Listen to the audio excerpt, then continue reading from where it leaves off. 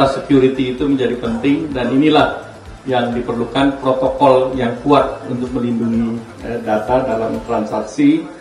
Indonesia ini mendapatkan penurunan tarif salah satu yang paling rendah dibandingkan negara-negara lain, yang dianggap mengakibatkan neraca perdagangan Amerika Serikat defisit.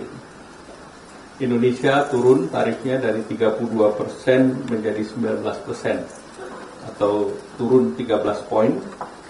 Dan ini adalah perundingan langsung Bapak Presiden, Bapak Prabowo Subianto dengan Presiden Amerika Donald Trump. Jadi ini adalah perundingan yang sudah cukup panjang dan diputuskan oleh kedua presiden di 19%. Dibandingkan dengan negara lain, Filipina itu terakhir mengikuti Indonesia, diberikan 19%. Namun mereka awalnya adalah 17%, naik 20 dan turun ke 19. Kemudian Malaysia sampai saat ini masih 25%, itu naik dari 24%. Kemudian Thailand masih sampai saat ini tetap 36%. Vietnam dapat 2 tier, yaitu 20% dan 40%, tergantung dari transshipment dari negara lain.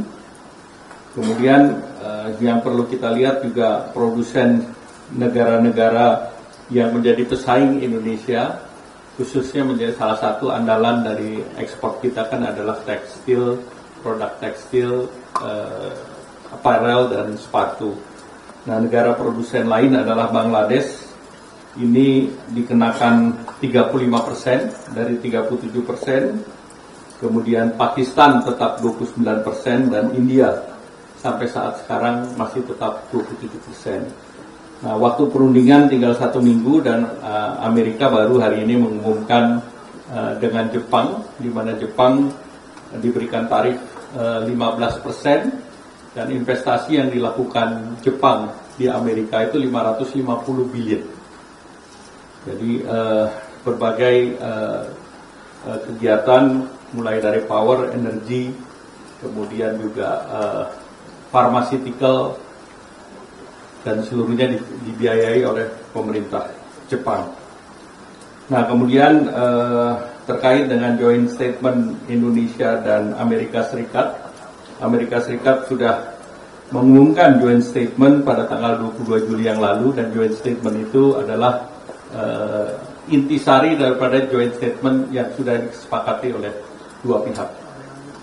Secara umum, joint statement menggambarkan kesepakatan yang telah dibahas, dan Amerika Serikat menunjukkan poin-poin penting dan komitmen politik baik Indonesia maupun Amerika yang akan menjadi dasar perjanjian perdagangan nanti.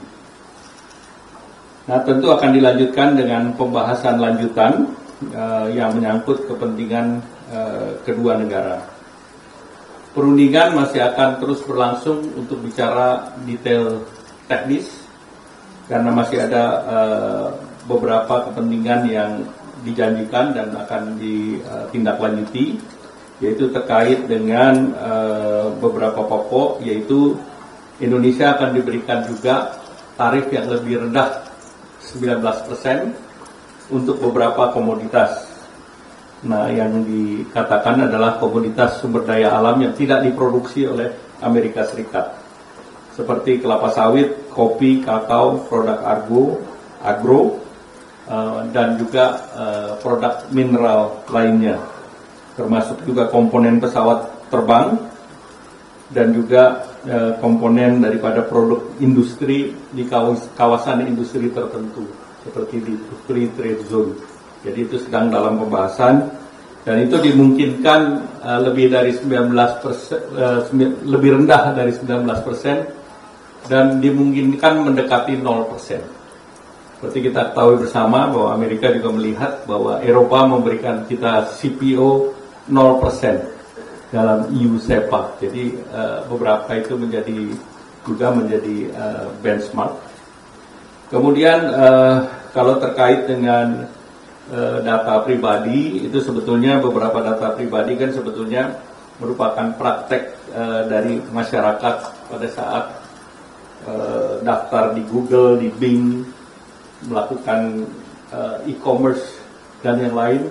Pada saat membuat email akun, itu kan data upload sendiri.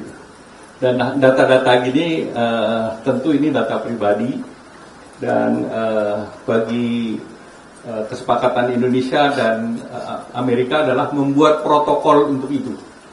Jadi finalisasinya bagaimana ada pijakan hukum yang sah, aman, dan terukur untuk tata kelola lalu lintas data pribadi antar negara atau cross border daripada data pribadi tersebut. Dan ini adalah menjadi dasar hukum yang kuat untuk perlindungan data pribadi warga negara Indonesia. Dan ketika menikmati layanan cross border. Nah, cross border itu kan bukan hanya ke Amerika Serikat tetapi ke berbagai negara lain. Jadi itu sudah Indonesia sudah persiapkan protokol. Salah satunya protokol seperti di kawasan digital Nongsa.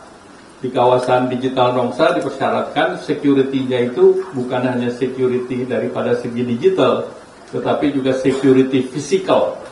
Jangan sampai ada yang orang masuk misalnya ke data center tanpa izin, kemudian mengambil server atau mengambil data.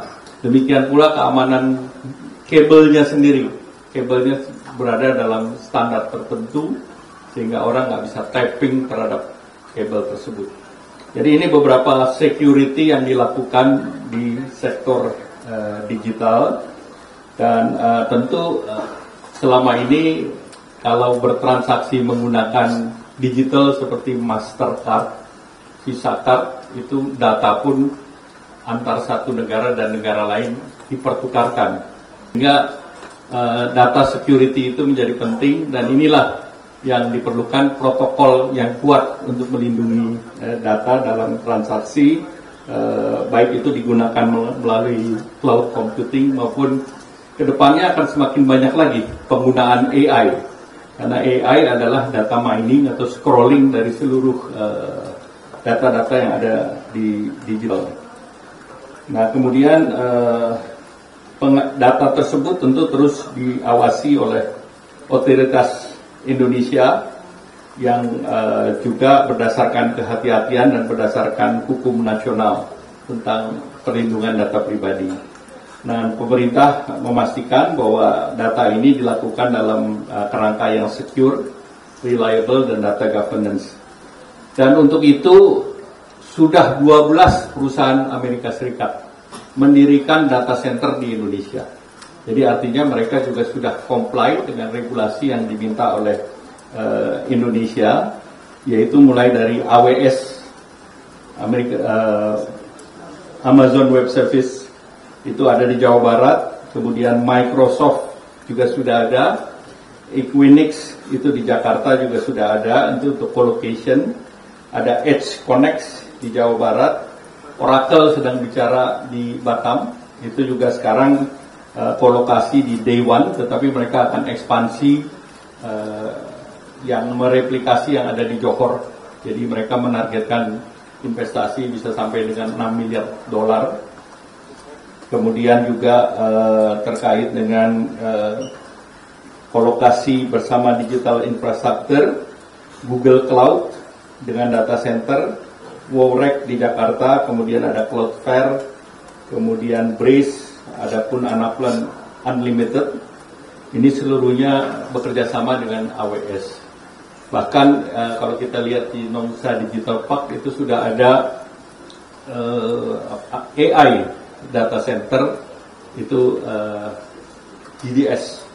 Jadi artinya di situ kita sudah berbicara mengenai cross border data secara dengan protokol tertentu dan dengan negara yang kita anggap reliable ataupun trusted partner istilahnya.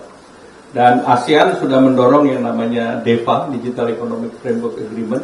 Nah, salah satu kan juga mengenai payment system. Nah, payment system yang termasuk di dalamnya KRIS itu pasti ada cross border data, karena untuk mencegah fraud. Nah, itu menjadi penting agar tidak terjadi fraud untuk small and medium enterprise commerce trading.